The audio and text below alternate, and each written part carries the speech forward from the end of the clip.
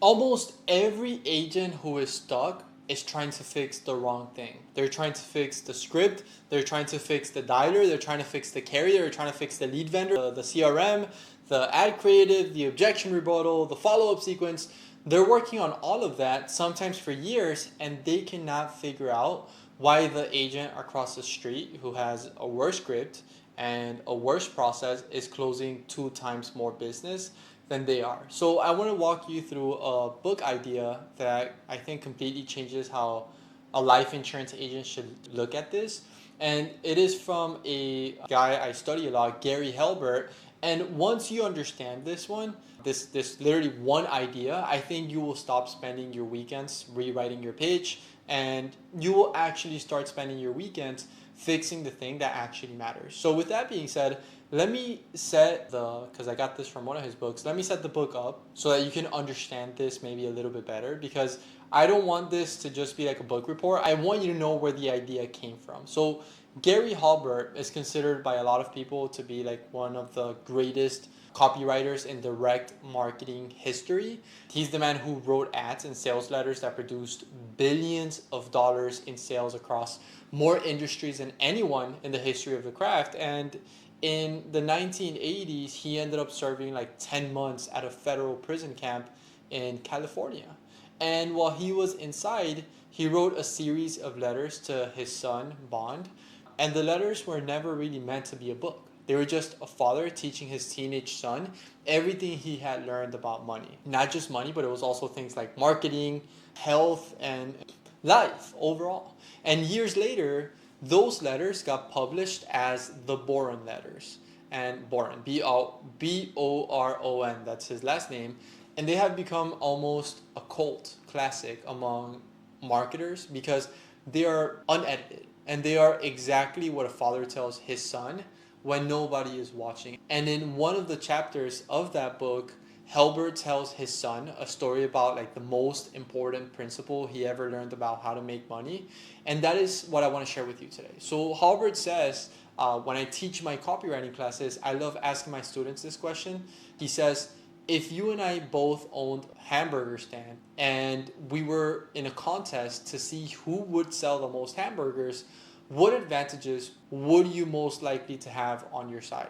So the students, they start raising their hands and they start answering, and one guy says, hey, I want a superior meat. Another guy says, I want sesame seed buns. Another guy says, I want better location. Another guy says, I want to be able to charge the lowest price. Another one says, I want a better sign out front in my hot dog stand. And the answers go on like that, like for a couple of minutes, and then Halbert says, okay, I will give you every single one of those advantages. I will give you the better meat. I will give you the better buns. I will give you the better location. I will give you the lower prices. I only want one advantage. And if you give me one advantage, I will whip the pants off on all of you when it comes to selling burgers. So the students obviously ask, well, what advantage do you want?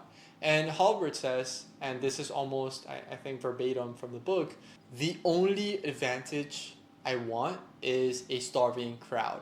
And that is the whole lesson. Now, I want you to really sit with that for a second, because if you are an agent and you've been grinding for 2 years, 3 years, sometimes 5 years on a process that isn't working, this one sentence might be the most expensive sentence you have ignored. And Halbert is saying, give me a worse burger with a worse meat on a worse bun at a worse location at a higher price, and I will still beat you. As long as my crowd is hungrier than yours, and that is the lesson. So now apply that to a life insurance agent. The way most agents have been trained to think about their business, especially in the first year, 3 years, is I need a better script, I need a better presentation, I need a better dialer, I need a better lead source, I need a better CRM, I need a better follow-up sequence, which, yes, that is important. Don't get me wrong. You need a system to consistently get leads and appointments. But remember, the script is the meat. The presentation is the bun. The dialer is the location. The carrier is the brand on the sign out front, like all of that. And Halbert is saying none of those advantages stacked together can beat the agent who simply picked a starving crowd first. And that is the part that hits hard because most agents have never actually asked the question, is my crowd starving? And Alex Hormozi also says this in one of his books, $100 million Leads. Most agents have only asked, is my burger better? Is my life insurance product better? Are my benefits better? They're tuning the burger every weekend, trying to make it better. Better script, better rebuttals, better deck, better lead magnet, better hook, better ads. The crowd they're selling to is the same crowd they've been talking to for 2 years. And the crowd has never been hungry. So they keep grinding, they keep tuning, and nothing breaks through, right? Now, let me tell you why this is so hard for agents to see, because I missed it for years myself. The thing about a starving crowd doesn't just buy more often. A starving crowd makes a worse agent look like a genius. And a polite crowd makes a great agent look like a fraud. And that is the part that messes with people's heads. Like, you will see an agent in your office who honestly is not a stronger salesperson than you are, maybe not even smarter than you are. He doesn't have a better deck than you do. He does not handle objections better than you do, but for some reason his calendar is full and you're looking at his calendar thinking like, what am I missing? The thing you're missing is he is talking to people, a niche who was already starving when they raised their hand. You're talking to people who are not even hungry. So now the question becomes, okay, how do I find a starving crowd if I'm a life insurance agent? And this is where Halbert is really useful because in one of the chapters, he doesn't stop at the burger story. He walks his son through what he calls the 10 possibilities. He says, suppose you wanted to sell a book on how to invest money by mail. Who would you mail it to? And he walks Bond, his son, through like 10 tiers of mailing list, ranked from like worst to best. The very first tier, just mail it to the names out of the phone book. He says, this is a terrible idea. Most of those people do not have money to invest. Most of them have never bought anything, not email, mail. Some of them cannot even read. He says it's kind of like shooting a shotgun instead of a rifle. The second tier is names out of the phone book, but only in high income zip codes. He says this is slightly better, but still mostly waste. And he keeps like stepping it up. Tier 3, people in professions with proven above average incomes, like doctors and lawyers. Tier 4 is like people who are upper income and proven mail order buyers. Tier 5 is upper income mail order buyers who have already bought a book like the one you're selling. Tier 6, the same crowd, but they have bought a similar book multiple times. Tier 7 is that crowd, but they have paid big money for it. Tier 8, that crowd, but they bought very recently. Tier 9, that crowd, but a broker is telling you the list is hot right now for similar offers. And Tier 10, the best list of all, your own satisfied customers. And as you walk down those 10 tiers, what Halbert is really showing you is how do you measure starvation? The phone book is not starving. The phone book is just like oxygen. But the person who recently and repeatedly paid real money for a product, just like the one you sell, that person is bleeding hungry. That person has already shown you with their wallet that they are at the conveyor belt waiting for somebody to feed them.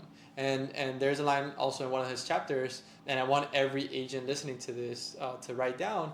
Halbert tells his son, people don't always put their money where their mouths are, but they do nearly always put their money where their true desires are. So people do not always put their money where their mouths are, but they nearly always put their money where their true desires are. And the crowd tells you it is starving by where the money has already gone. Not by what they tell you on the phone, not by what they nod at in your appointment, by what they've already paid for.